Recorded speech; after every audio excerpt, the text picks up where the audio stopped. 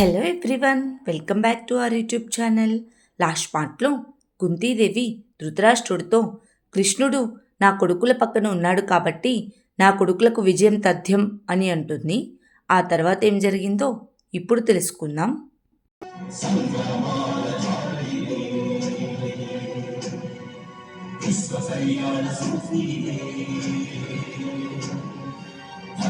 ధర్మము ఆది అనంతము సత్యము సత్యము సాధకలంకము జాత్యంకార పర్యవసానము శక్తిదే భక్తిదే జీవన్ ముక్తికి మార్గమిదే పంచమ వేద సారం మహాభారతం కృష్ణుడు చూపిన లీలయిదే జీవన వేద మార్గమిదే గీత జనించిన క్షేత్రమే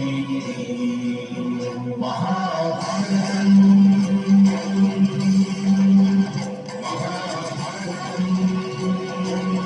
ఆ తరువాత వాసుదేవుడు దుర్యోధనుడితో, ఇప్పుడు నేను మీకు శుభాకాంక్షలు చెప్పలేను బావా, ఎందుకంటే ఇప్పుడు నేను ప్రతిపక్షంలో ఉన్నాను, నన్ను క్షమించండి అని అంటాడు.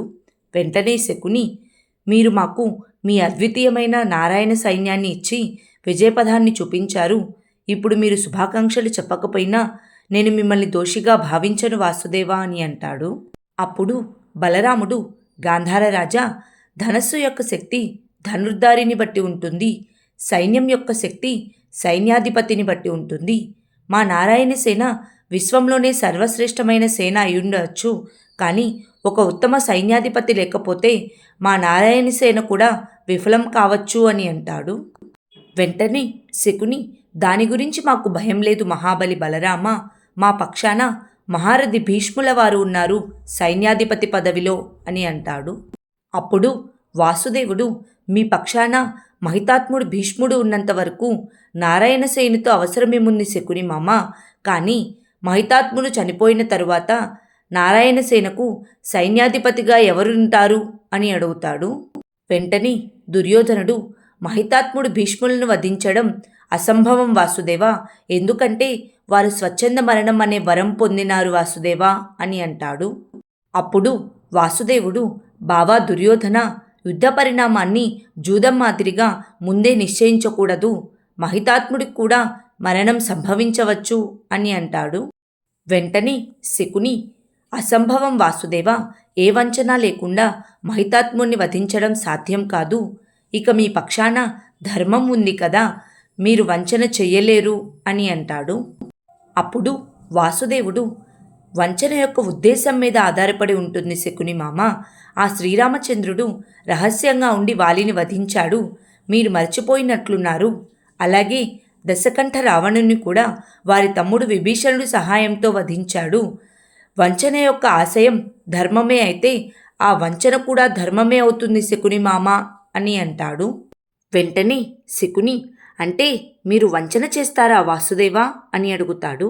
అప్పుడు వాసుదేవుడు, తప్పకుండా ఈ యుద్ధంలో పాండవుల విజయం తప్పనిసరి, ఏది ఏమైనప్పటికీ మహితాత్ముడు భీష్ముడు, గురుద్రోణులు, అంగరాజు కర్ణుడు, వీరి ముగ్గురి వధ తప్పకుండా జరుగుతుంది, వీలైతే వారిని రక్షించేందుకు మార్గం ఆలోచించండి శకుని మామ అని అంటాడు.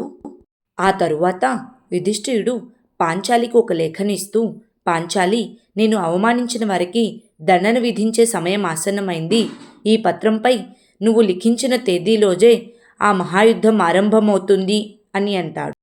వెంటనే ద్రౌపది, మాయాజూద సభ ఆలోచన గాంధారరాజు మనసులోకి ఏనాడైతే వచ్చిందో ఆ రోజే మహాయుద్ధానికి నాంది జరిగిపోయింది నాథా, ఈ తిథి ఆ అధర్మ యుద్ధాన్ని అంతం చేస్తుంది నాథా అని అంటుంది. వెంటనే యుధిష్ఠిరుడు ఆ లేఖను హస్తినాపురానికి చేరవేస్తాడు. హస్తినాపురానికి చేరుకున్న లేఖను అంగరాజు కర్ణుడు చదువుతాడు.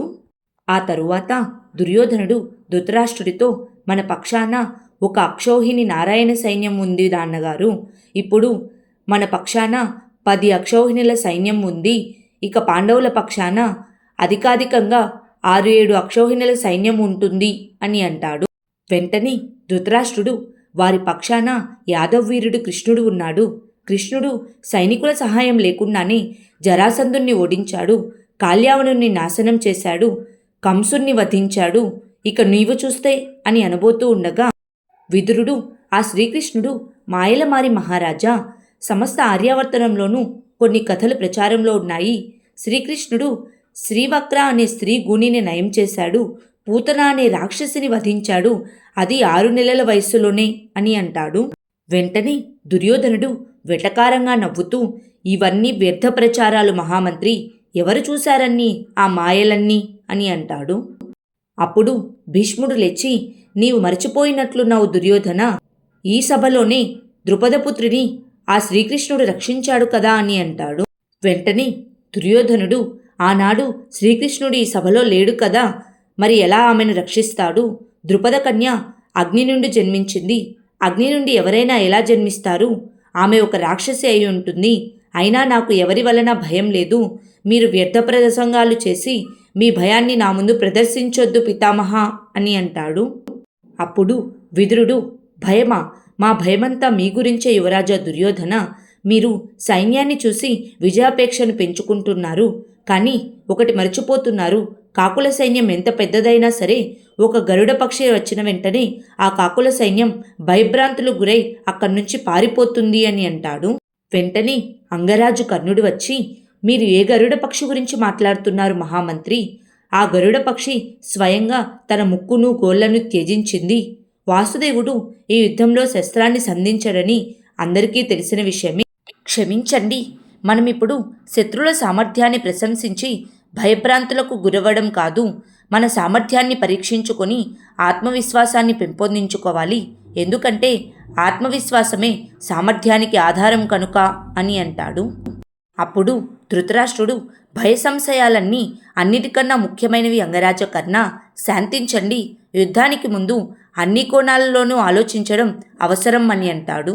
వెంటనే అంగరాజు కర్ణుడు, కానీ పాండవుల నుంచి ఆహ్వానం వచ్చేసింది మహారాజా, వారు యుద్ధతిథిని కూడా నిర్ణయించారు అని అంటాడు. అది విని దుర్యోధనుడు కర్ణుడి చేతిలో ఉన్న లేఖను తీసుకొని దానిని చదివి కోపంతో దానిని చించివేస్తాడు. వెంటనే అంగరాజు కర్ణుడు, పాండవులు మీ నుంచి సమాధానం కోరారు యువరాజా, యుద్ధమా లేక శరణాగత అని అంటాడు. అప్పుడు దుర్యోధనుడు, శరణాగతి అసంభవం మిత్రమా కర్ణ, మనం యుద్ధానికి సిద్ధంగా ఉన్నాం అని అంటాడు. వెంటనే ధృతరాష్ట్రుడు, ఆగు దుర్యోధన, నీవు సమాధానమిచ్చే ముందు పూర్వాపరాల గురించి ఆలోచించాలి అని అంటాడు. అప్పుడు దుర్యోధనుడు, ఆలోచించేందుకు సమయం లేదు నాన్నగారు, ఎందుకంటే ఆ పాండవులు ఈరోజే మన నుంచి సమాధానాన్ని కోరారు, ఇక దేని గురించి ఆలోచించాలి, శరణాగతిని అర్థించడం గురించా అని అంటాడు. అప్పుడు ధృతరాష్ట్రుడు, లేదు దుర్యోధన, ఆ తిథి నా కొడుకులకు శుభసూచికమా కాదా అని. శాంతించు దుర్యోధన, ఈ విషయం గురించి ఆలోచించాలి. మహామంత్రి మహర్షి జైమిని మించిన వారు ఈ విశ్వంలోనే ఎవరూ లేరు, వారిని వెంటనే ఇక్కడకు పిలిపించండి అని ఆజ్ఞాపిస్తాడు.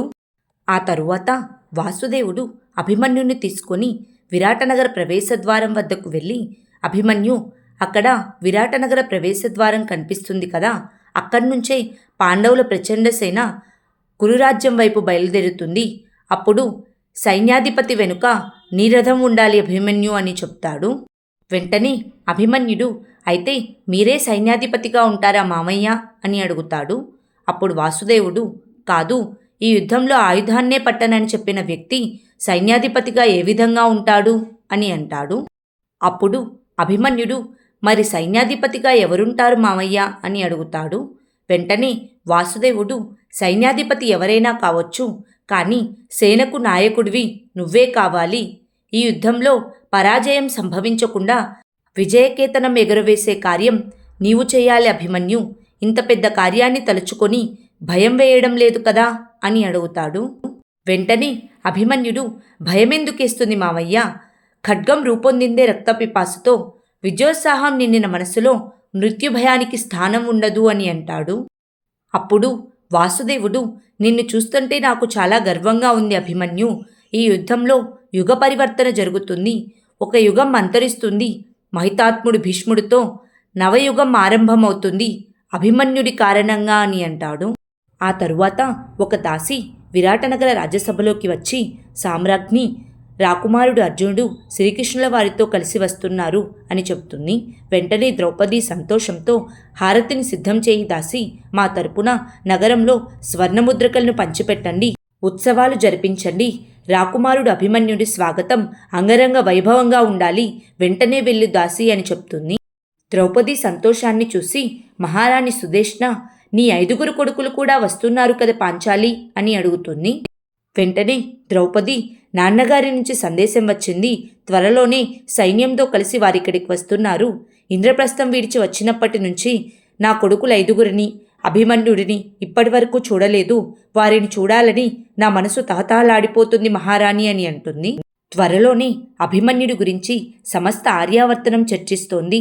వాడు గాంధీవధారి అర్జునుడికి కొడుకు, గోవిందుని సోదరి సుభద్రకు కొడుకు, స్వయంగా గోవిందునికి శిష్యుడు, నా 5 కొడుకులకు సోదరుడు, ఇక యాజ్ఞశైలి ద్రౌపదికి కొడుకువాడు అని అంటుంది.